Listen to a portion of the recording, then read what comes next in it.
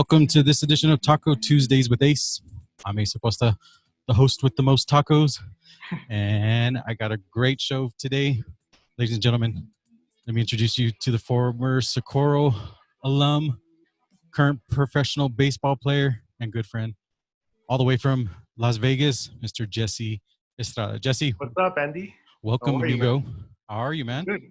How's life in Vegas treating you right now? Hey, am I supposed to say Andres or Andy or Ace? Well, no. Well, I mean, I've known you for so long, so I kind of don't even know what to say. As long as we don't bring up the D word. I didn't say it. I'm just saying. I didn't say it. I said Andy, Ace, Andres. It's been a while. Either or.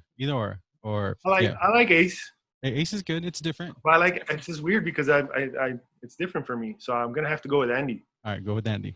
All right.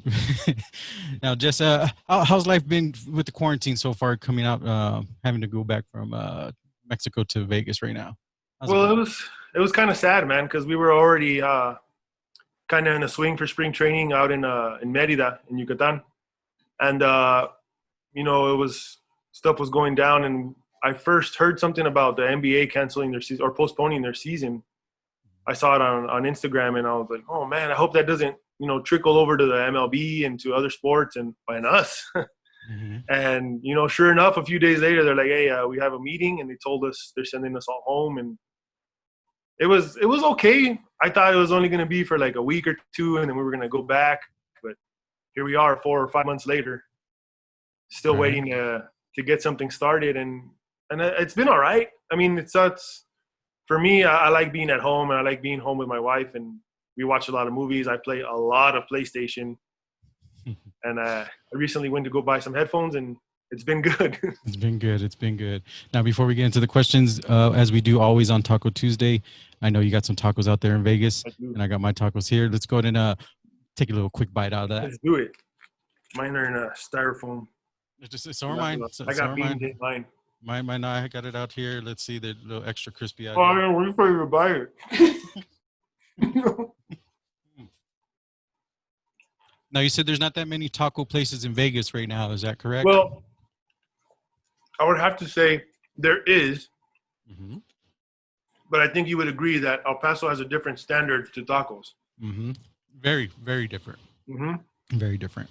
I mean, I'm not trying to slam anybody else, but food from El Paso is above and beyond the best from other places. Exactly. Especially your mom's tacos. I remember those after some games. Oh, so tacos dorados, man, with carne molida and papas. Oof. Oh, perfect. Shout out to Mama Estrada. Hope everything's well. All right. Now, let's take a trip down memory lane. Growing up in Texas, obviously Texas is known for its football, but Texas has produced a lot of great baseball players. How was life growing up in Texas for you, especially being the tall kid? Because you're 6'8", like I said, probably one of the tallest Mexicans I know. But, growing up, just being a boy in Texas, and then also, having to deal with being the big kid. Well, growing up, I was always the big kid, but it was kind of normal because my dad was the biggest Mexican I've ever seen, before me. him and my grandpa and my uncle, they're bigger men. My dad's my size. My uncle's like 6'5". My grandpa was also a tall man, and he, they were always playing baseball. If they weren't at a Ascarate Park playing actual baseball, they were playing softball at Blackie at the sports park. Then it was called Sportsplex. I was always around baseball or softball, and I was always that annoying kid telling my dad and my uncle and my grandpa, like, let me play. I'm better than these guys. That annoying little kid that's 9 years old, 10 years old, that was probably taller than some of the guys that were on the team, but I was always egging them on to let me play, and they were always like, no, this is for big boys. You can't. You're gonna get hurt and blah blah blah. And and I can remember one time where they didn't have enough players, and they asked, hey, is it cool if my son plays? And they asked the umpire, and they asked the other team, and they're like, yeah, it's fine, let him play. Like, they didn't think anything of it, but I was playing softball, and I was just ripping balls down the line and running and diving after balls and stuff. And these older guys are like, who's this kid? Check his ID. Check his ID. Yep. That is I was crazy. always around it, man. I was always around baseball and and all sports. Like my parents got me a basketball court one Christmas, and they installed it like the next day. I had to wait for the cement to set.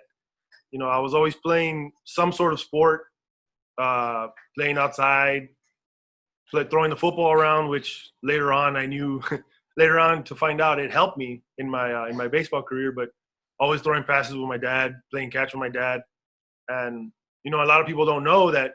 You know, my dad has one eye, and as a kid, I didn't think about it. I never thought about him and his depth perception and being able to catch something and throw something and, you know, in a general area. Mm-hmm. So anytime I would throw a ball down below his waist, he would just let it go and it hit the fence or it hit the wall. And he'd tell me to go get it. And I was like, all right, whatever. Cause I didn't hit him in the chest. I thought he was getting mad, but he was, you know, he was teaching me something that I don't know if he knew.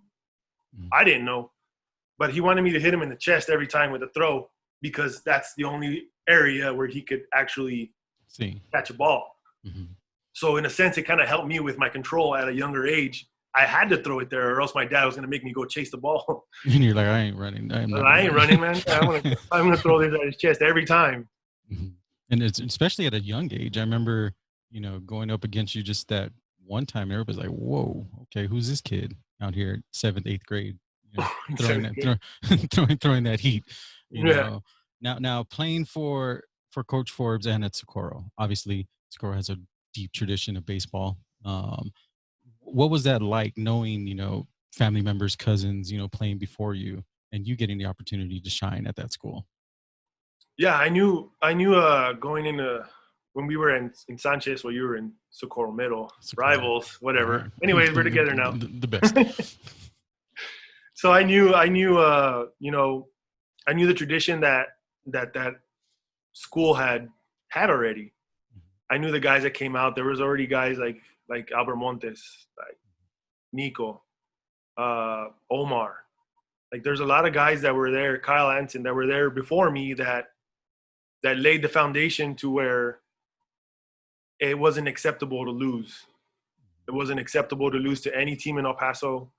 And that was just the mindset that it had. Obviously, we're not perfect. You know, we lost games that we should have won or whatever. But the mindset of not giving up, the mindset that a lot of the community in Socorro has, the never die type attitude that we took onto the baseball field really was instilled by Coach Forbes.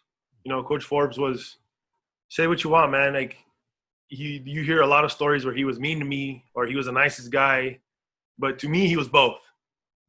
To me, he would rip me a new one, and then 2 minutes later, he'd have his hand around me or his arm around me and hugging me and telling me that I'm a good player and to not give up and to continue to move forward and to forget about what happened. Mm-hmm. Or, like I said, he was ripping you a new one, getting in your face. And I had to come down sometimes. He had to get in my face a little bit. But we always worried about him because he was always, you know, he would scream so much at you and you would, you know, get super red like a tomato. And but it was that tough love, man. It was that tough love that a lot of the kids needed at that time, and a lot of people still think about today, to where it helps them. And not necessarily in baseball, but in life, where that's that never give up attitude that we all have growing up in that little area, that whatever it is that you're pursuing, you're going to go 100% into. And I think you can understand that too with what you're doing with your photography, with what you're trying to do here now on this Zoom meeting. Mm-hmm. You know, there's things that we all have that we love to do. And it's all instilled in us when we were little, and we didn't even know it. Right. We just thought it was like, oh, dang. One thing. Right, why is he yelling at me? Why is he in my face? When you're young at the time, you don't think about it. Mm-hmm. You know, we get our feelings hurt sometimes, but it's part of sports. It's part of growing up, and it shows you that life is going to knock you down a bunch of times, but you got to get up. As cliche as it sounds, man, you got to get up. Exactly. It's the stuff that we need to hear. One thing that, you know, since I wasn't good enough to play baseball with you guys, by the time I wanted to play, y'all were throwing heat and throwing all this other stuff, been playing together since you were like 4. Yeah. I was like, so I'm a military brat. So I didn't get that. I was just football and basketball. But one thing that But we really were caught, throwing the football around. yeah, You and we me were were throwing the football around all the time. right, trying to catch it. but one thing that really caught me, caught my attention was for pictures, right? Forbes had a rule: y'all ain't taking team pictures in your uniforms if you don't win district. That's the bare minimum standard. Like that's the bar. Just you want good photos with the team picture, you better win district. If not, what is practice clothes, right? Yearbook It's or anything, right? nothing. It's just whatever they use for the yearbook. Whatever day of practice it was, and you had whatever dirty shirt you were wearing. That's what was going to be used as our team photo. All right, and then that sets a goal though. Like, all right, let's get this right. Yeah, or else my family's going to get mad that they don't have any baseball pictures to remember when we were in high school. Right. We got to get it done. Exactly. So, at what age level did you think, damn, I can really play, play in the next level? Like, when did that actually hit, and what things did you start doing differently to, to try to get that next level? So I knew what I wanted to do when I was young. Like young, I mean elementary school. Like I knew I wanted to play baseball. I knew, but I didn't know where it would take me. I didn't know. I just knew that I wanted to play. And as I grew up going into high school, knowing that, if I can get good enough, I can get a scholarship. I can go play college. I can get my school paid for. And after that, I can hopefully get into professional baseball. And I don't think there was a time where I was like, oh, I can play professional baseball. I don't think there was ever a time where I thought about that. I think being young, that's all I thought about. There was no other ever something to fall back on, as they say. It was just tunnel vision that I wanted to play baseball, whether it would be professional or just playing, in a rec league or something. I just knew that was going to be a passion of mine since I was little. There was not one time that I could tell you where I was like, oh, you know what, maybe I can be pro with this, because I was always thinking about that. There was never a doubt in my mind that I wanted to play baseball as a professional. Nice. Now that transition when you finally, because you did get drafted right out of high school, but you chose to go to college, right? And not just any college. You went to one of the top, was it junior colleges, Grayson? Yeah.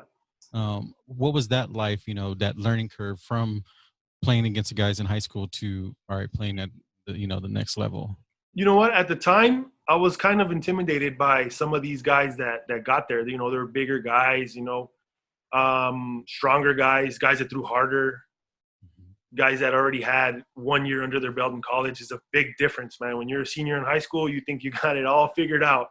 Then you get to another place where, I went to Grayson, and it's like an hour away from Dallas, hour and a half, I believe. So it's different. It's a different type of people. It's a different type of everything. I was, like I said, we grew up in El Paso. We grew up in Socorro.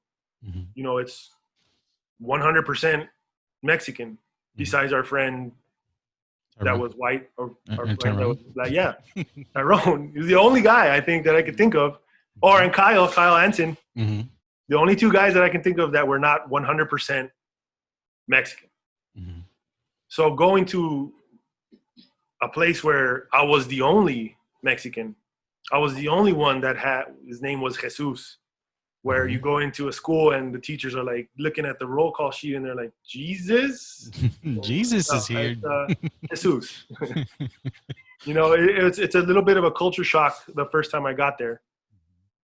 But it was, I knew I had my hands full, because, you're in high school, you think you got it all figured out. Then you get to another little chapter in your life and you're like, oh man, this is different. There had to be some changes and stuff, and that's where a lot of growing up had to take place, and I'm glad that I went there for those 2 years. Those 2 years, and then the coach, pretty much a legend out there. Is that correct? Yes. I'm very lucky to have had two big influences in my life as a baseball player, to have Coach Forbes at a high school level, and another coach, Coach Tadlock, who's now at Texas Tech, the head coach at Texas Tech, and was coach of the year, I believe, last year or year before. I can't remember which year it was. Took his team to, every time I was there, he was always, all he ever talked about was JUCO World Series. We got to get there. We got to get there. We got to get there. And I'm sure he did the same thing with the guys from Texas Tech, where they got to get to the College World Series, and they've been there, and they're doing it. And I will not be surprised if that team wins it, because that guy, Coach Tadlock, is another breed, man. And it was more of he wasn't as in your face as Coach Forbes. Coach Forbes was your old school coach that got in your face and told you what he wanted and when he wanted it. And later on, he was your friend, and later on, he was your mentor. And during the whole thing, and Coach Tadlock was like, "Hey, you're a good player. You need to do this. This is what you need to do to get to the next level. This is what you need to do as a team to win a JUCO World Series." I was fortunate enough to go to 2 JUCO World Series. We came up short, but every time, for some reason, the two games that we lost, I pitched those 2 games. But I went deep into those games. One is I threw 8 innings, and the other one I threw 9 innings. And they're stuck in my mind because there's for a national championship for JUCO. And when I was done, every single time, Coach Tadlock was always, he put his arm around me, and he's like, "You're bigger than this. Don't worry. Don't let this bring you down. We're going to come back." That was after my freshman year. And we came back and did it again, and I failed again. I lost. He did the same thing. He's like, "You're bigger than this. You're going to move on to bigger and better things. Don't let this bother you." And those little things, they help you. They help you grow. They help you understand why we lose and why we need to go through the things that we go through, because they're going to help us out later. They help you appreciate certain things that you have to go through. And that's why he's one of the top coaches in the nation right now, because he knows how to talk to his players. He knows how to get the best out of you. Awesome. Now, after the 2 years, you had to make that decision. What a lot of players are going through as well. If you're fortunate enough to get drafted by a major league team, do you pursue it, or do you continue for a couple of years playing? What was that process like? Having those 2 options available. Like, all right, wherever you get drafted, go down that path, or let's try another year in college. What was that process like? It was tough, man. It was tough because school is hard, as we all know. It's not easy. Not everybody can do it.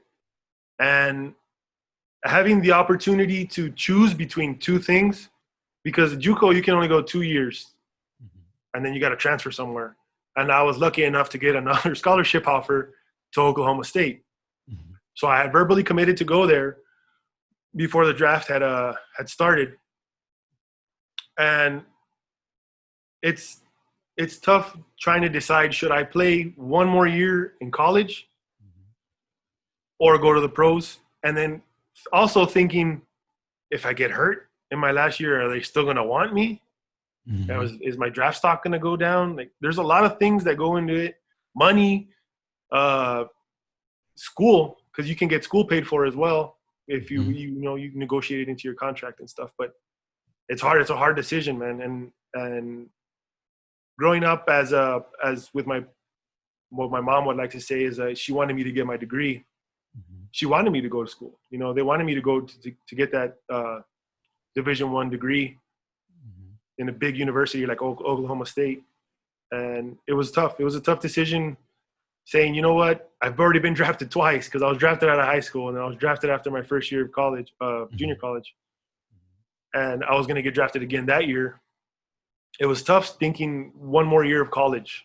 It was a tough situation. So I just decided to start my pro career at the age of 20. That's right. 20.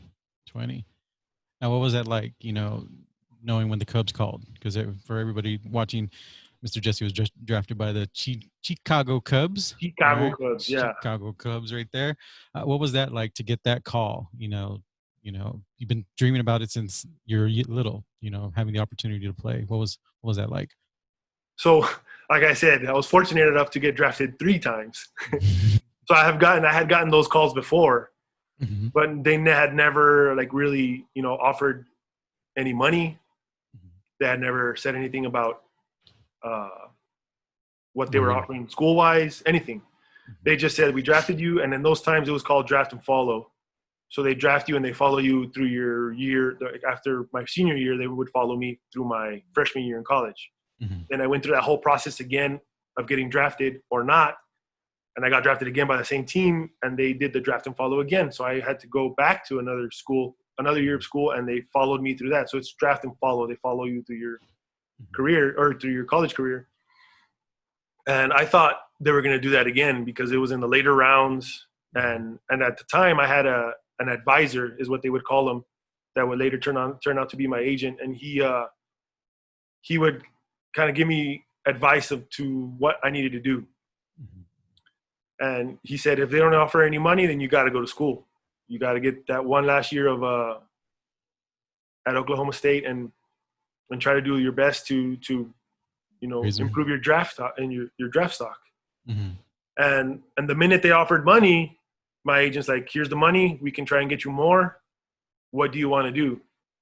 And at the time, I was seriously in a car driving back from McKinney, Texas to El Paso because I was playing summer collegiate ball out there.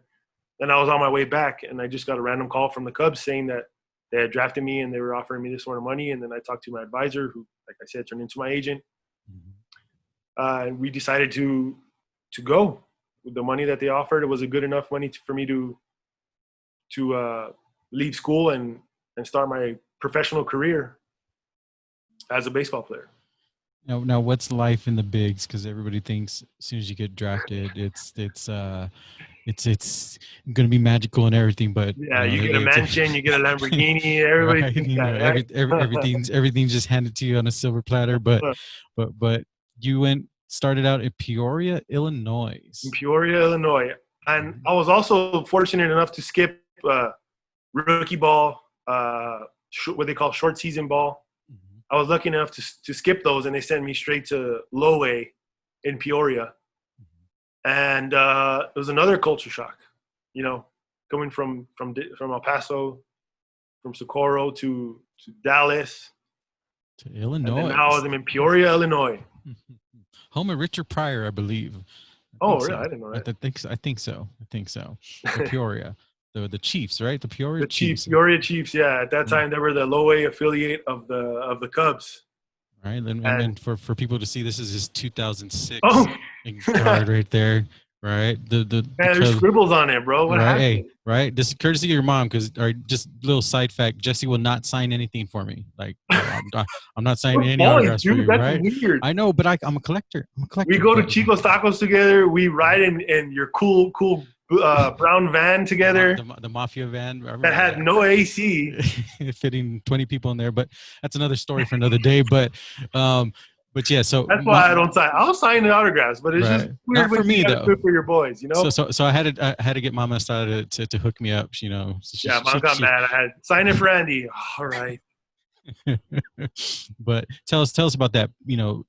Illinois.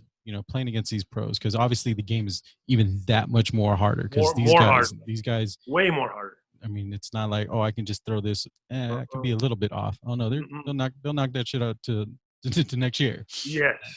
So it's very different. You have to approach it a lot different. You meet new people. You get a new strength coach. You get different coaches that have already played in the major leagues that are telling you what to do or what they think that you should be doing.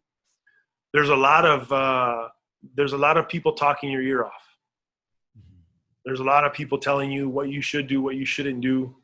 And, as a young kid, when first getting drafted, you're trying to please everybody, man. You're trying to make your name as big as possible so you can get that opportunity to play in the major leagues. And it's tough, man, because you see a lot of guys that are out there. You see guys that are first rounders. You see guys that got a lot of money playing, doing the same thing that you're doing, but they got a lot of money, and you see it, and it changes your mind, man. It's different. It's a different mindset. It turns into work. As sad as that sounds, it turns into work. But it's also something that you learn. That a lot of people have to learn when they get real jobs and they do certain things to better their lives. And I was up for that challenge. I was like, I'm just as good as these guys that got $1 million, man. I can compete, and that little attitude that was instilled in us in Socorro, we're not giving up, man. We're going to show you what we're made of. Right. Or or die trying, you know, or die trying. Yeah. I mean, and you got to play and also be coached by, you know, some legends right there. I think, remember you telling me Greg Maddux was down there for, say, like a rehab stint, and Yeah, Greg Maddux was there, and Jody Davis, a longtime catcher, Ryan Sandberg, a Hall of Famer. mm-hmm. You know, there was a lot of guys in my life, fortunately, that I got to meet. Grady Little, Mm-hmm. a lot of guys. The guys that were in the major leagues at the time that were, like you said, that were rehabbing with us, that got sent down with us. You know, they would talk to you and tell you what you need to do, and how you need to, you know, attack certain situations that you're going to be put into. Now, how is that, like, say growing, like you said, for those that are trying to pursue a professional career, you know, because you're out on your own, right? By You know, yourself. you're by yourself, and can I mention, we're not making any money, like you said. We're not. I think as your first year in your professional year, your first professional year in baseball, I think I was clearing $700 a month. For those of you that think that as soon as you get drafted, you're going to make big bucks, is wrong. You have to work, and you have to keep going and going and progressing and getting to higher levels and higher levels to where you can actually make some sort of money. No, so yeah, clearing 700, right? Because I remember when you went to Daytona. Daytona's not a cheap place to live. No, you got to live in a house with 6 other dudes, man, to to afford to pay rent and buy food. Right. I mean, but the challenge that you said, it can help you grow. I mean, and obviously it has. Now, you've had a long career in you know, professional baseball in the minors, you know, playing in the Arizona Fall League, you know, representing the Cubs. How was that? You know, because that was the cream of the crop in the minor leagues right there, playing in the Arizona Fall League. You know, how was that playing? I believe it was the Mesa Solar Sox. Mesa Solar Sox, yeah, that's right? the team I was with, yeah.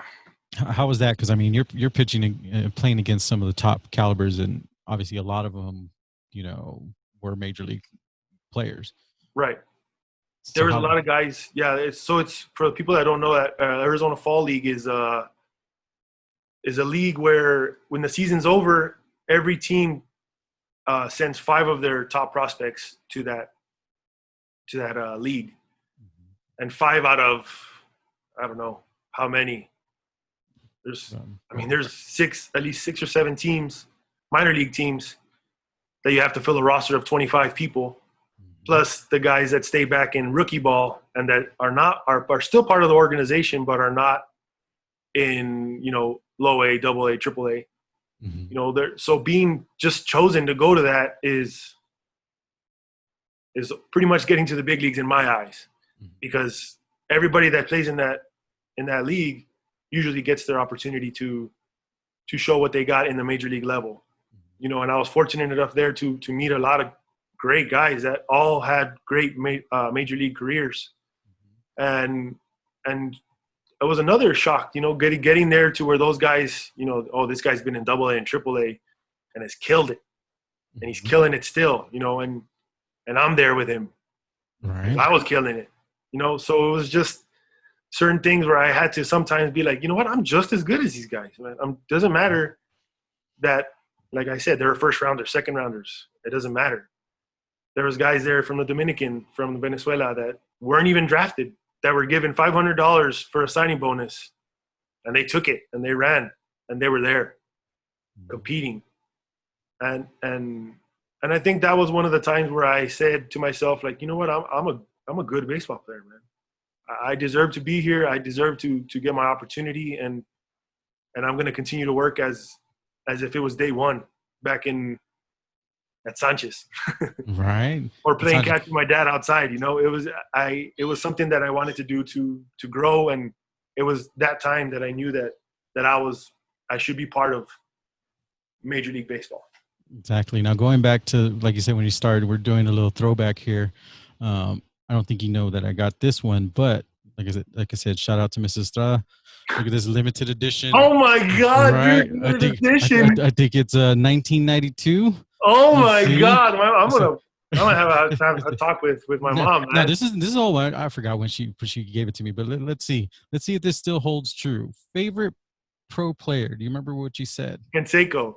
No. Oh man. Darryl Strawberry. Oh, okay. All right. You're the age of 8. All right. 8. Number 0. You had some weird numbers in your career, which we'll get to. But favorite professional team. What did you think you had? What did I think I said Yeah. at that time? Mm-hmm. Oh my God! This is If 92. it's not the Yankees, I'm gonna be pissed. You're gonna be pissed. The Rangers? No. The Doyers, the Dodgers. Dodgers, dude. Confused kid, man. Like I have to put that on my parents. You're playing for the. By today's standards, if I didn't have a team by age 8, like you're weird. right there. But so this is a limited edition right there. Like I said, shout out to Mr. Estrada for this one. I have to get this one signed right there. All right? Wow, bro. I'm gonna sign it with my left hand. Right. Hey, it don't matter. I got to. My collection's not complete. I mean, I got Daytona, and then we got the Tennessee. I don't know if they make cards for you in Mexico, but they do. I've signed a few. Yeah. I'm about to find them. All right. Now I don't have any though. But now, going back, you happen to be at the new Yankee Stadium, I think, for the first exhibition game. Correct. Can you tell us about that? Just walking in. Obviously, you're a Yankee fan. But not when I was 8 years old, apparently. No. But like you said, you grown the stages of life, growing up right there. But tell us about that, because obviously you're with the big league club this was a spring training. Yeah, right? I had spring training. I was in big league spring training.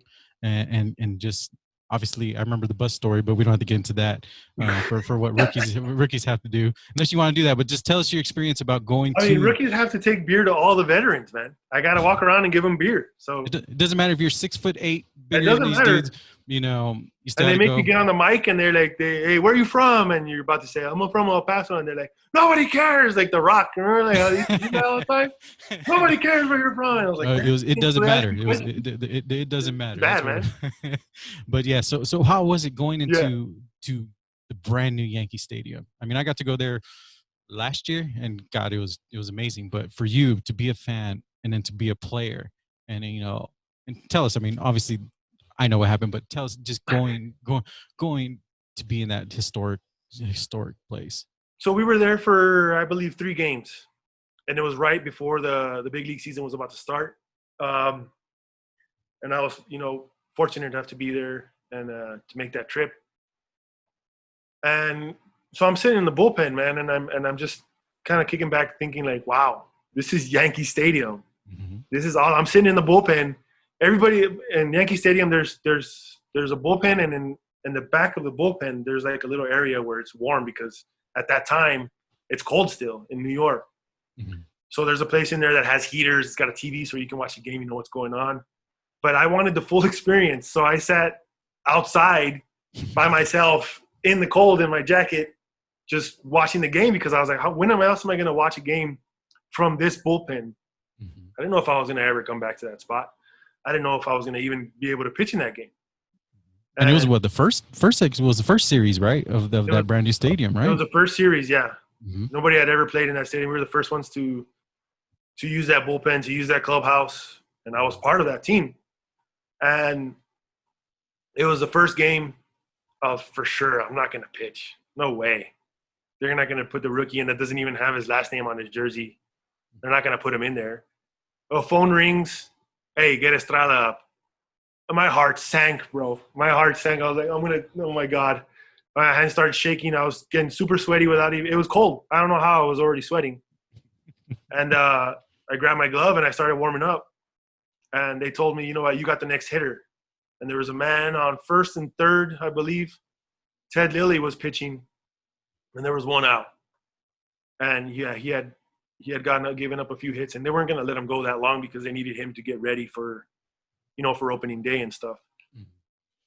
So I'm getting hot. I'm letting these balls fly, bro. And it's a beautiful sound because, it's like an enclosed area. So the ball hits the glove and it just pops. And it's just a different adrenaline when you're in a major league setting, Mm-hmm.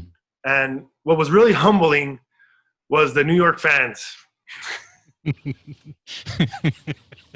Excuse for what I'm about to say, but they're like, who the fuck is this guy? He doesn't even have a name on his jersey.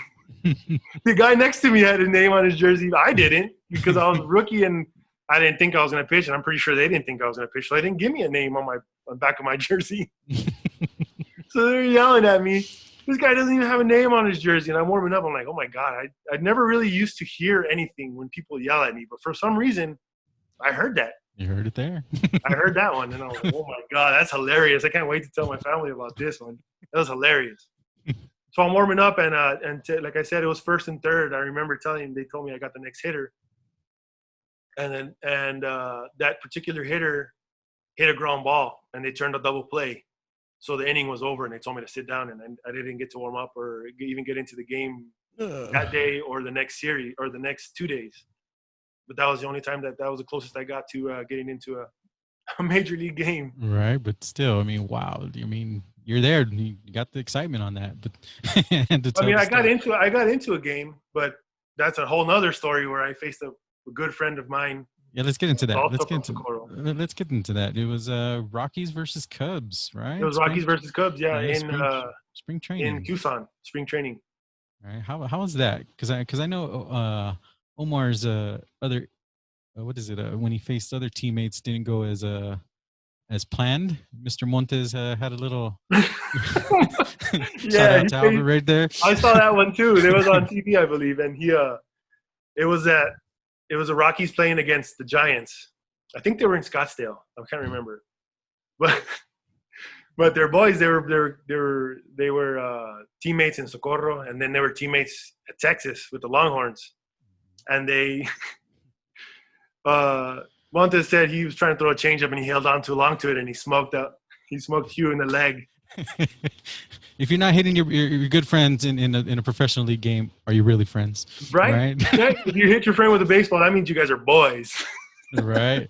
Now I remember, because I believe when you faced Omar, right, the person, the batter in front of him hit like a grounder, and I remember the video. I had the video clips somewhere, but you're like frustrated, like, damn it, I gave up that hit.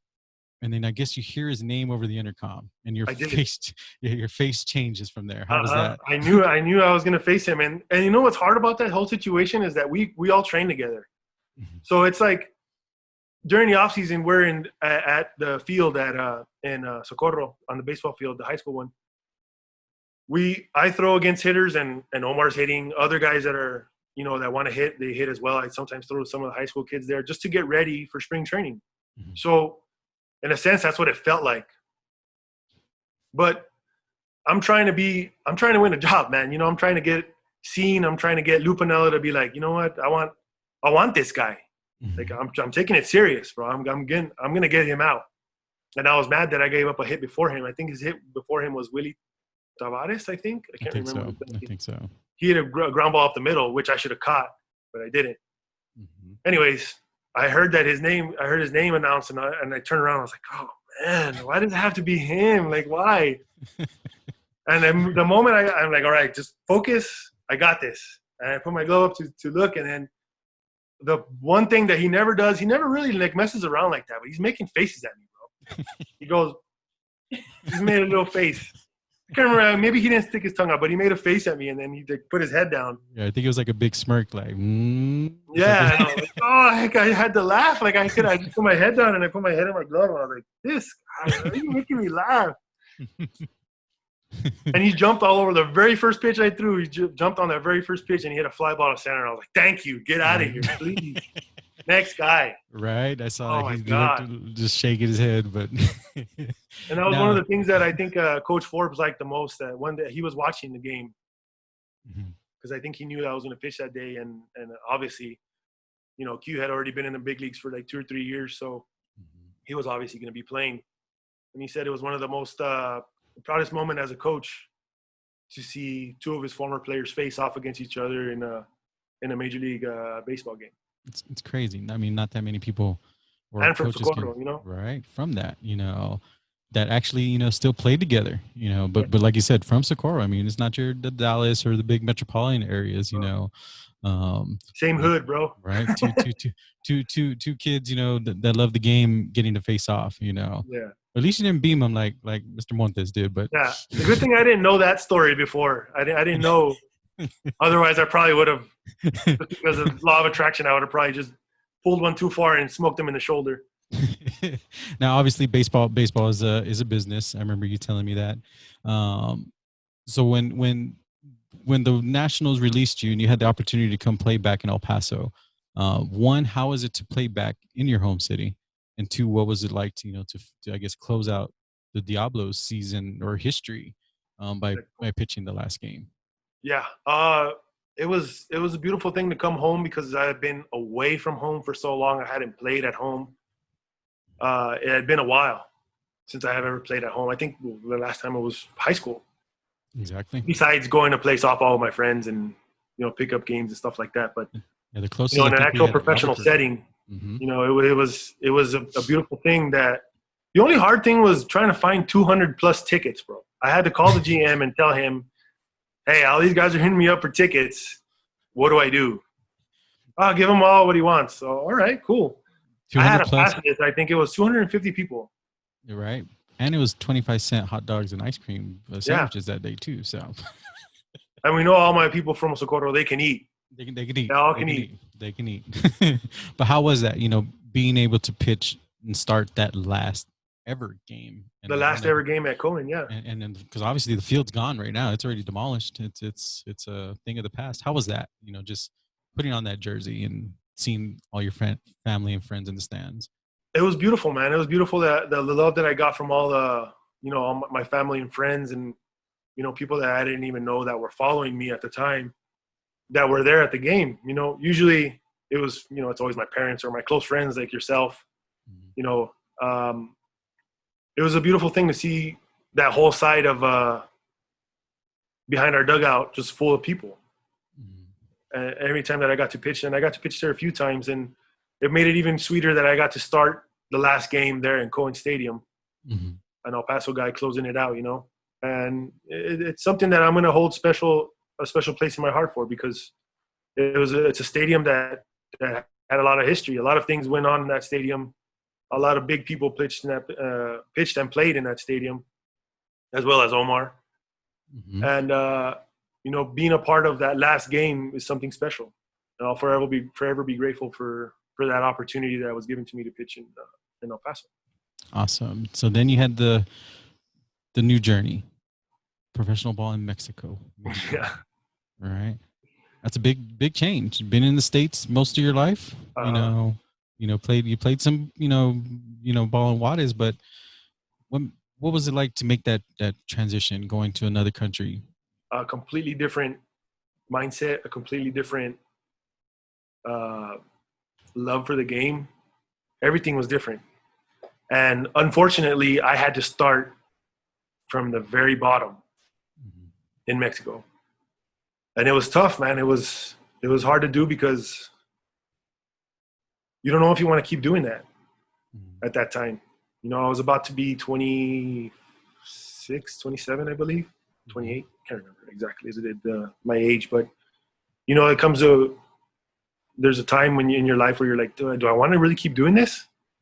Do I really want to start at the bottom again in another country?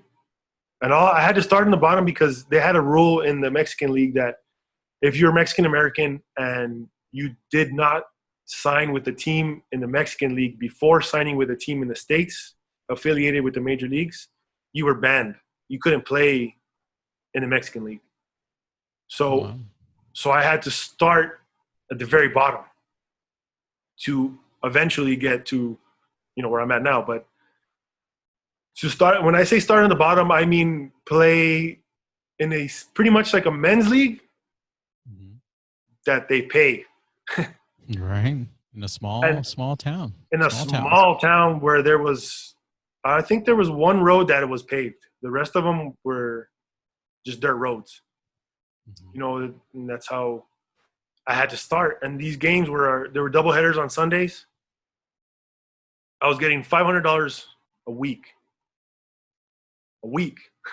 Right. I had to drive from El Paso to Eagle Pass, Texas, cross into Piedras Negras, and then they would pick me up. The team would pick me up in a Suburban and drive me 2 hours in to a city named Palau in Coahuila. And, and this is the time where it was really hot. And when I say really hot is there was a lot of like cartel action and Mm-hmm. It was a scary situation having to drive and cross every single Saturday to play on a Sunday. I had to rent a car. I sometimes couldn't rent a car because they didn't have any, so I had to drive my fiance at the time, her car, and it was a tough situation, man. I did that from March until October. Every Saturday morning, I would drive, pitch on Sunday morning, drive back for the love of the game. Literally for the love of the For the game. love of the game. And I was luckily good enough to open up some eyes there. I was invited to play winter ball that year in another small town in Veracruz. It was named Ciudad Mendoza. Mm-hmm. Also another city that was not ideal. That I was something I wasn't used to. It was cold, and when I say cold, it was cold. And this time I couldn't. It's not like I could drive every Saturday and pitch and then drive back. This was in Veracruz. This was far, so I had to stay there. And I wasn't. I don't think I was making that much money either. I think it was $1,000 a month. And they paid for my living, but the living situation was not ideal either. And you're not staying at the Ritz. No, it was not ideal. I remember having to stuff my backpack with my shirts and socks and stuff, and for using it as a pillow, and I would use the towels that I brought as my blanket. And it was cold. And they gave us an awesome, sweet, big house, but didn't have any heat. It was always cold in there. The water was always cold to shower with. I didn't fit in those things. They were really tiny. Yeah, I think you fit in a lot of regular standard but this stuff. one was different. It was a smaller town, so it was a smaller house. So it was tough, man. And from there, I had to go to another league because I was still banned from Liga Mexicana, from the Mexican League. Mm-hmm. And this team was in San Luis, Rio Colorado. And they were the minor league affiliate at the time of the Tigres de Quintana Roo. And so they had all their prospects playing in that league.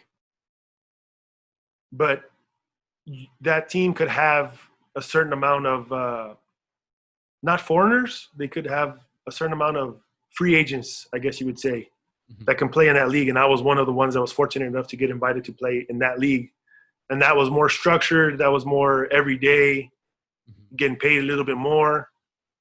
But eyes were on you from Liga Mexicana. So a lot of teams were watching, and if the opportunity were to come up, they could give you a call that they wanted to sign you. But once teams, and I did very well there. I was fortunate enough to play 2 years there, and we won two championships there. And that was like their first ever championships, right? I think that helped build them a new stadium, I believe. Yeah, they have a new stadium now, yeah. But, my eyes were not there. My eyes were elsewhere. I needed to get somewhere where I belonged, in my eyes. Obviously I wasn't telling people, I need to get out here. No, right. I was telling my wife. I was telling, my family. But so I had to continue to grind. I had to do that for 2 years. And I was pitcher of the year both years there in that league. And I was lucky enough to open up eyes, like I said, from teams, but some teams they would offer me stuff, and I would tell them, well, I have to play as a foreigner. And then in the Mexican League, you can only have 6 foreigners on each team, because as a Mexican American, I was banned. And a lot of teams shied away from that. They found out that I had to go through that whole situation, and they didn't give me an opportunity. So like I said, I was there for 2 years. And luckily, in 2015, I don't know how, I think it was because a certain amount of players were trying to get into Liga Mexicana, and they had a lot of guys helping them, like higher up guys that were execs and GMs and stuff like that wanted to sign certain players, but they couldn't sign them because they were Mexican American. And they were banned because they hadn't signed with the Liga Mexicana team first. They were doing like some sort of movement or some sort of process to get Mexican Americans cleared to be able to play as Mexican Americans, or as they call it over there, pochos. And in 2015, they lifted that ban, and each team was allowed one Mexican American player. Just one. Just one. Just one. In 2015. So, and the Tigres right away, they called me and told me, hey, you can get one Pocho, Mexican American guy, on our team. We would like for you to come, play with us. Let's go. I didn't know where the Tigres were. They were in Cancun, Mexico. Wow. From Paradise. From the small Veracruz to the, San Luis to, as the white folks would say, Cancun? Cancun. Yeah, and 2015, I started my career there in Liga Mexicana as the one and only Pocho on that team. And the next year, they decided, the league did good with one Mexican-American. Let's open it up. And they opened up the floodgates, and all the Mexican-Americans got to play in that league if the team wanted them, If they wanted, there was no, and I'm glad that happened because it made the league better. It made the league more competitive. There's a lot of guys that were in the States that, they would get released, like myself, and we're looking for jobs. And it's hard to find it, especially in independent baseball here in the States. It's hard. They don't pay a lot. You have to pay for a lot of things out of your pocket, and it's hard to do that. And in this league, they really take care of you.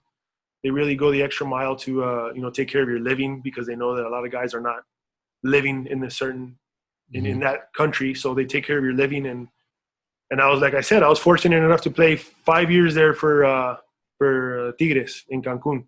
And by that, I think in the Winter League, was it Winter League where you're at Hermosillo? Yeah, and that's a whole other other league. But what was really cool is here in El Paso had the Mexican, I forgot what it was called. Fiesta.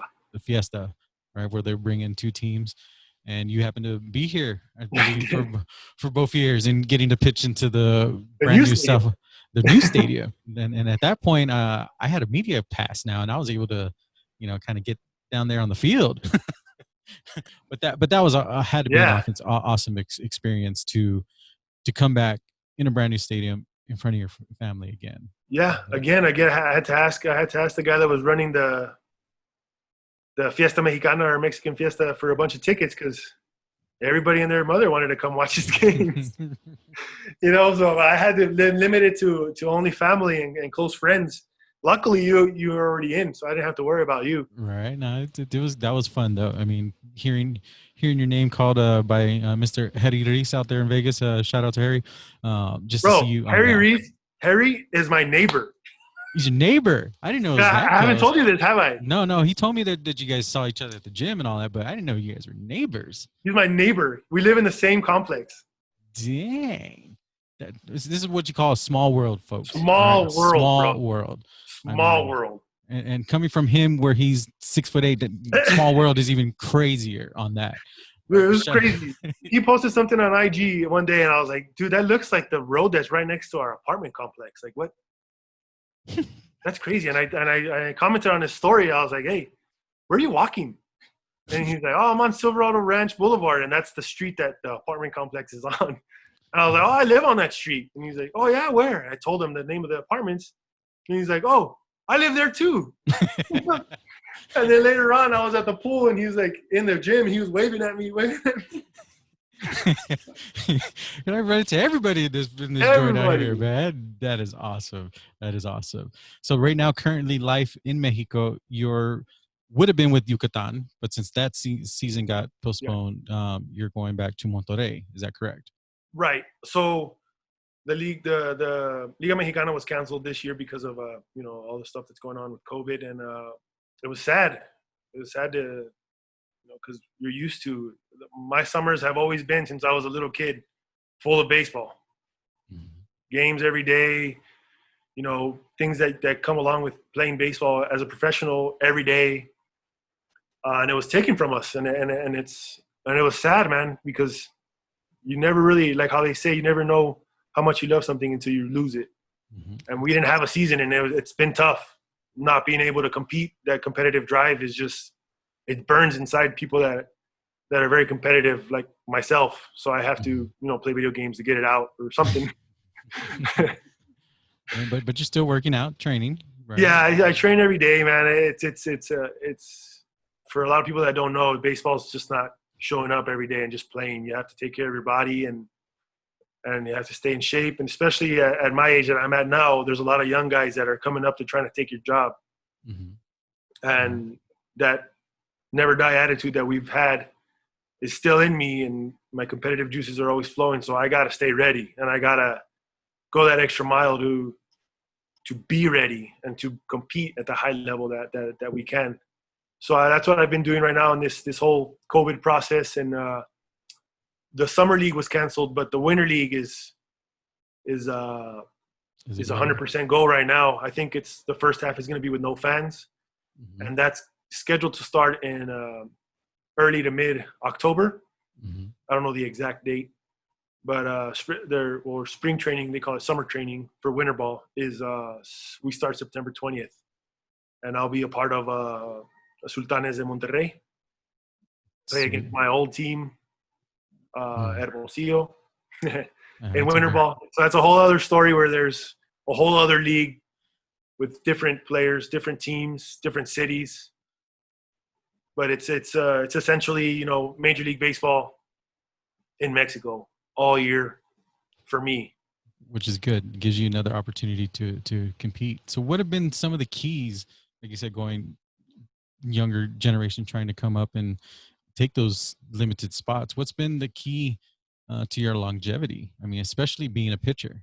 I know Tom Brady's kind of influenced you a little bit, but you know what's what's some of the things that you can reveal to everybody? You know the importance of taking care of your body to compete at the high level. I was I've had a friend of mine. His dad passed away. His name's Roger Enriquez. I know you remember him. Mm-hmm. His father passed away, and he loved baseball, especially loved baseball in Mexico. And he told me one day, I think we were in high school or I was about to go to college. And for some reason, this stuck with me. You know, he was a man that loved baseball and was there at every single game. And he told me that I needed to train like an animal, like a beast, and take care of myself as a lady would. And that didn't make sense to me at the time. I was like, oh, this crazy old man, what is he talking about? You know, and to take care of yourself means everything, mind, body, soul, everything. And to train, you have to train like a beast, like he said. And it's hard sometimes, man, especially, you know, there's days where you're like, I don't really want to train. I don't want to do this. But the fire in me knows that there's somebody behind me that wants my job, that wants to be in the same situation that I'm in, but I'm not ready to give that up yet. So I'm going to continue to train and take care of myself. And, you know, one of those things is getting up every day and running, getting up every day and weight training, as well as staying sharp, throwing. And luckily, you know, being in El Paso where it's hot, training in the heat all the time with my boy Albert Montes and Gabe Aguilar. We always trained in the middle of the day because it was hot, and we wanted to train in the most uncomfortable weather that we could. And now that I've moved to Vegas, the level of heat has taken a huge turn. You thought it was hot in El Paso. I thought it was hot in El Paso. El Paso's only in the hundreds. And I say only in the hundreds because it's 110 here all the time. Right now, let's see, it's 101. It's a nice, cool day here. And I'm sweating, bro. Like, you can't see, but I already have sweat spots on the bottom. I'm not going to show you. 101. There's days that it's hot and the sun is unbearable. But I took it as you know, as the Mamba mentality, as the late Kobe Bryant would say. He would, I don't know if you knew this, but he would come to Vegas and he would ride bikes. He would ride a cycling bike up into the mountains at 4 a.m. And he would chill there and wait to come back down in the middle of the day because that was the hottest that it was going to be. And he wanted to be put in the most uncomfortable spot to train because he knew that mentally, when it came down to it, when he thought he was getting tired during the game, he wasn't going to be tired. Mm-hmm. He wasn't going to be mentally fatigued because he can get through that if he can get through the heat cycling in Vegas in the mountains. Right. Wow. So Citrus. I kind of took that as a you know what, I'm going to train in the middle of the day here in Vegas, at noon or 1 o'clock in the afternoon, where it's the sun's at its highest. I Temperature put some dials sunblock just. on and I get it going. I run, and there's a lot of people that I see because how COVID's going on or whatever, and I run on the baseball fields or at the park, and a lot of people are looking at me like this guy's crazy. He's running. Like, these people are walking. Like, it's cool, they're walking. It's a different story. You're walking. I'm running. In this stuff. I'm pouring sweat. Usually I take my shirt off because I can't handle it anymore, and I'm just running. I'm the crazy guy running on the baseball field with no shirt on. And it's just something that it's a mental edge for me. Maybe it's not for everybody. Maybe I'm crazy. Maybe they thought Kobe was crazy for doing that too. But I think it's going to give me a mental edge and a mental advantage to know that I've trained in some really hot environments, and I can handle anything that's thrown at me. That's awesome. Like you said, it's doing the little things that nobody else wants to do, because you want to keep where you're at, and only, as cliche as it sounds, only the strong survive. I mean, it really is, man. And the minute that I decide that I don't want to do this anymore, which I hope is not anytime soon, and I'm about to be 37, and I've never felt any better. I've always trained, and you used to tell me I was crazy because we would lift. Remember, we would lift, and we would lift legs, and I was like, all right, let's go on a run right here, like behind my house, because remember the canal was back there. We run that canal, and you just look at me like, really? You want to run? We just lifted. Right, every day. But it was impressive from after you pitched and going light pole to light pole, no matter what. They're like, well, wait for Jesse. No, he's gonna be a while. He's got to go do his ice exercise or bands. He's gonna run pole to pole, then go in the ice bath, and then he'll be ready. Yeah. So it's been like that since I was a kid. My dad did that to me when I was a kid in sports park, and I was a crazy kid running after I was done pitching, and I was legitimately mad at my dad. I was like, Dad, why are you making me run? I just did really good. Oh, if you want to pitch, you have to have some legs under you. So you start running. So everybody would go to the parking lot, because at those times they give you a bag of chips and some Coke and a Gatorade or something, after the game. And everybody was talking about where they want to go eat pizza, because that's what we did. We love pizza. We're going to go eat pizza after a game, no matter what it was: football, basketball, baseball. Shout out to Peter Piper. And they had and all my family and my friends that wanted to go eat with us at Pizza Hut, because my dad somehow always had the hookup everywhere we went, had to wait for me because Jesse was over there running. Every time. And when I was a kid, I was pissed. Why am I doing this, man? I did good. But it stuck with me, and I think that's the one thing that's made me separate from a lot of people that are not playing anymore, is that maybe I'm crazy or what, but I think running has helped me heal, has helped me not only physically but mentally, because when you're running, you're thinking about like, damn, I'm getting tired. No, I'm not tired. I'm good. I can keep going. And you're thinking to yourself this whole time that you're doing this to get better. So I think that positive reinforcement, that positive energy that I'm giving myself when I'm running has pushed me a long way. Yeah, no, I've been always impressed with the discipline. I mean, from the early age since I met you, right there in 8th grade, you've always had that discipline.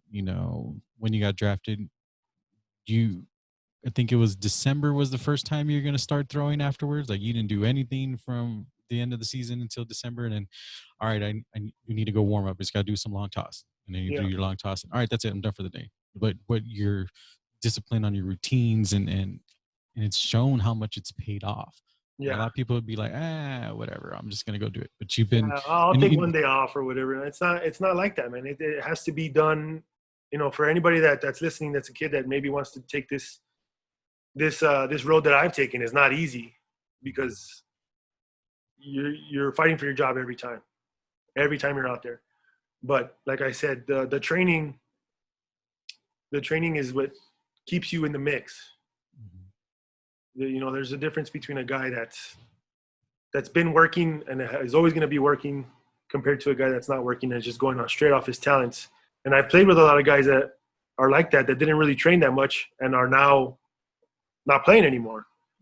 For maybe other reasons that I didn't know they were injured or whatever the case may be, but they're my age and they're not playing anymore, and they love the game as much as I did. You know, and I've always said it, and I think I've said it when I was younger too. Like, if I can get the opportunity to play professional baseball, I'm going to do this for as long as I can, because the minute it's over, it's over.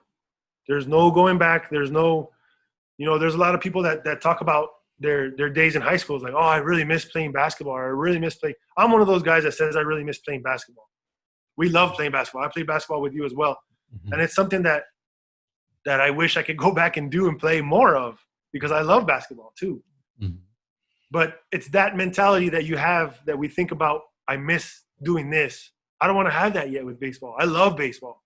I love doing this.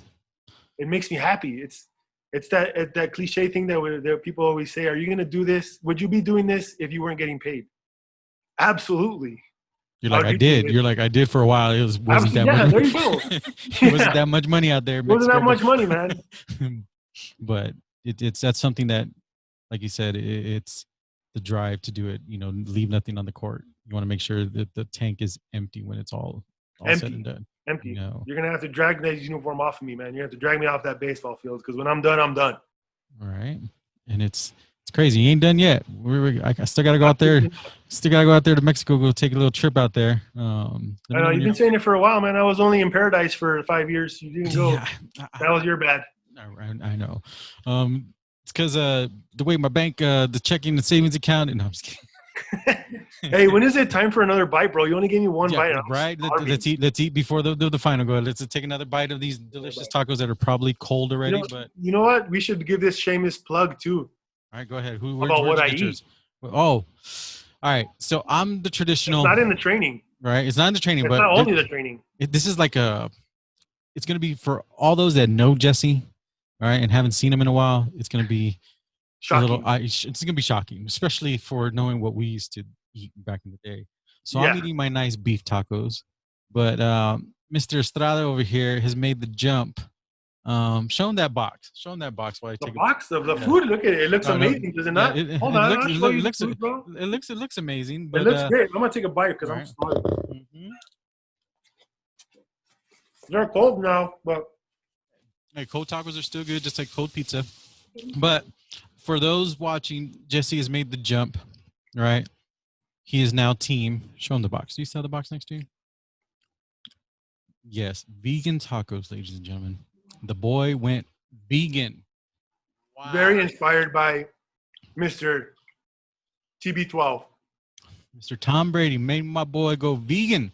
Now, is this a straight vegan diet now, or not diet, or living, or just gradually? I'm gradually getting into it, man. My wife has been doing it for a while, and she tricked me into watching this thing on Netflix. Uh-oh. Another shameless plug, man. All right, Netflix, right? She said she got me in the heart too, bro. She's like, "You want to keep playing?" She just dug that knife into my heart, and I was like, "That's love." Yeah, she's one of the main reasons I'm still playing as well. Let me tell you, she's made me watch this thing on Netflix. It's called Game Changers. If you want to watch it, and you love me, don't watch it, because it's gonna change your life. There are certain things as an athlete that I keep spitting this food. That's hard to talk when you eat. That's why you're not supposed to talk when you eat. Yeah, but this is a little different. You know, I'm not your normal talk show. You're right. We gonna eat need tacos. A face card. If we were like face to face, I'd be spitting my tacos all over you, bro. Mm-hmm. That's all good. It's all good. So, Game Changers on Netflix got me, bro. They talk about your blood levels when you're exercising, and they just go super scientific into it, and it got me. And that day I was like, all right, I'm done. Let's try this. Cold, excuse me. Not cold turkey. And it's nothing to do with trying to lose weight. It's nothing to do with that. It's just what's in our bodies and what's being put into it, and when we're working out, and what's being burned when we're working out, and what helps you longer, what helps you recover, what helps you get to that next level. Especially at our age. I mean, yes, at our age, what's a lot of the things that were like our grandparents or our parents, when they go to the doctor and they tell them something, they're like, hey, you should probably cut out sodas. You should probably cut out red meat. Yep. You get that every time.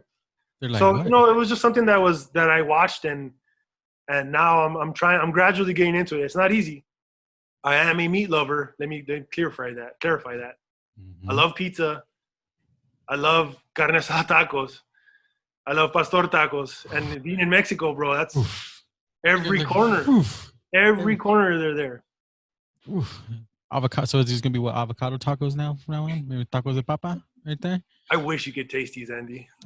You know, I would that's buy a tough them. You one. know what I would do? I would buy them and not even tell you. I was like, dude, here's some tacos. This is a pretty good taco spot. Just try them. I wouldn't even tell you they're vegan. And you would eat them and you'd be like, oh man, these are good. And then I tell you, they're vegan, bro. I might Mind faint. blown. I might faint right there, like, but wow, vegan. But as Mind long blown. as but as long as you're happy and healthy, that's the main thing. And Yeah. like you said, And you know what, man? it's. And you know who else it's worked for is my sister.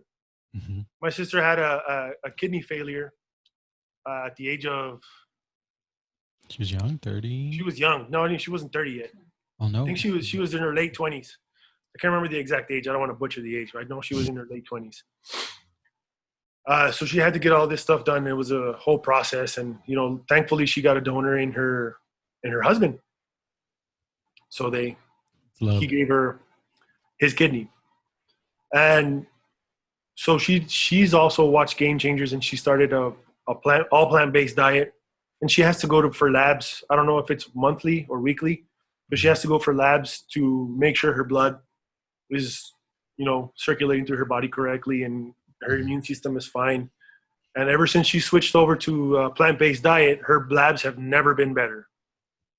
Awesome. They've never been better, and it's just making her healthier, And like I said, it's not to lose weight, to look good in a bathing suit. It's none of that stuff, man. It's not a fad. It's something to help you inside. You're putting that super unleaded instead of the regular unleaded to make that vehicle. Absolutely. We're going solar, baby. Right, so you got to get the performance, the best out of it. You can't put the knockoff stuff in there. Yeah, man. Not and at like this I said, level. Tom Brady still kicking it in the NFL. I think he's going to be 43 this year. It's something to, it's eye-opening. Yep, and he looks in some of the best shape that he's ever been. He looks like he's in his early 30s. And like you said, mentally as well too. That's a big key as well, to be there mentally, happy, because that affects a lot of things. That crazy. Vegan, everybody. For all not my completely, not 100% vegan. I still sometimes enjoy cheese. Right. And pizza. See, I love pizza, bro. I can't do it. Cheese. I mean, that's a tough one, Jess. But you know what? All props to you. I'm trying, bro. I'm trying. It's hard. I mean, I can imagine. Just for me right here, just dropping this thing, I get yelled at by my friends countless times. They're like, "Damn it, Ace, throw or Andy, put the soda away." But it just tastes so good. But it's all about balance, okay? Yeah. With every soda, I drink some water. There you go, bro. All right. And then I drink Gatorade, but then they're like, that's a lot of sugar, and you're eliminating the process. But anyways, like I said, so Socorro Loco, we got a vegan on our hands here. But Jesse, let's say 75%. 70. Hey, well, that's good. It's good. So for every pizza, I eat like a Beyond Meat burger. Beyond Meat burger. It's a new business. It's good, man. I don't know. Man. I'll wait for you to come visit me whenever you say, you remember how you said you're going to come to Cancun and you never came? Well, we're going to go this year. We're going to go this year. All right. That's going to be tough. I don't know if you're going to be able to find that kind of food out there. Just saying, but we'll see. Be surprised, bro. Be surprised. Be surprised. So what's in store for you on that? Like I said, you got the nice married life, Vegas life, still playing professional baseball. What's in store? What's in store for you in the future? Hopefully a lot more baseball. I've told my wife that I'm trying to get to play to the age of 40, and it's 3 years from now, or counting this year would be 4. Mm-hmm. It's something that I think I can do as long as I continue to take care of myself and continue to train the way I have been, and being smart about the things that I do and don't do. And I wouldn't be in the situation that I'm in now without the support that I have with my wife, because there's been a lot of times where I'm like, I'm done. I'm living in this little shack in the middle of nowhere, Mexico, and I'm done. I want to go home. I don't want to do this anymore. And she's told me countless times I have a lot of stuff left in the tank. you know, and she's a lot of support for me. She's always here. She's right here on the other side. She won't show herself, but she'll say hi. All say right. hi, real hi. Hi, Andy. Hey. So she's also my publicist, my director, my light guy or girl, my veganician, but I don't know what you call it. She makeup artist, right? Dietitian, dietitian. Did she do the makeup? Did she do the hair? She does everything, bro. Everything behind the scenes, it's her. If it wasn't for me, I'd just be like, let's get my phone and do it like this. Make sure I put my Tita on IG, like a lot of things, man. There's a lot of things that she helps me with because I'm a caveman. A tall caveman. A tall caveman. She's a tall caveman. I have soft feet now because of her. Soft feet, Andy.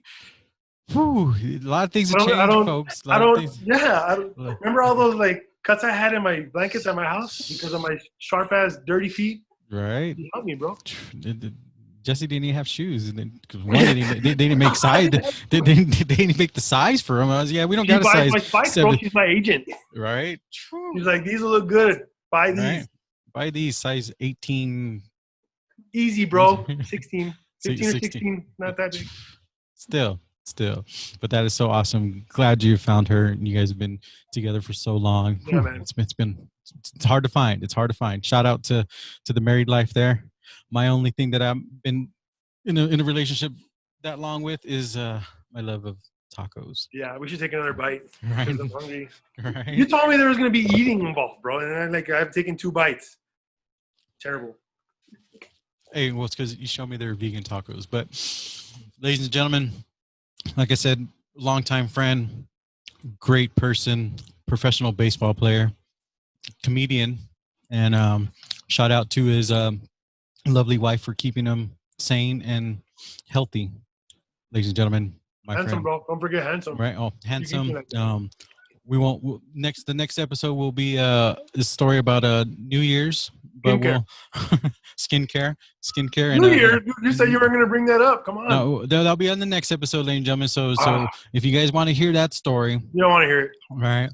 About his superstitions, New Year's, and then a little thing that did he make it to 12 o'clock? I made it. Hit that. My eyes are open. hit that like button right there, and then we'll have him back on the air on that. But ladies and gentlemen, like I said, you can find Mr. Estrada playing this fall for the Sultanes de Monterrey. I like your Spanish. It's getting good, Andy. It's getting there. Monterrey. In Monterrey. Monterrey. Monterrey. My name's Andres Acosta. Right. And I got that hat. It was an expensive hat, but shout out to Jesse, though. He did hook it up from his previous team right there. Right. I don't know if I can show the logo, but I am. But there it is. Yeah, go ahead, man. It's all good. Right there. The Tecates, do you still drink if you're vegan? Is that still allowed? I haven't been. Oh, there it is. The only time I did was for my sister's birthday, and one of my catcher, the catcher that catches me here in Vegas for his birthday. Those are the 2 times that I've drank during this quarantine. There you go, people. Sean Gleason, shout out. Right. Shout out to El Pollo Loco. Right. Fighting chicken. Right. Wow, Andy. Fighting chicken. Shout out to Ricky Bobby on that one. Exactly. So, ladies and gentlemen, like I said, my guest today, Mr. Jesse Estrada. Thank you, my friend. Thanks for having me, man. And make sure you guys hit that subscribe button right down below or somewhere around here. And stay tuned for the next episode of Taco Tuesdays with Ace. See ya.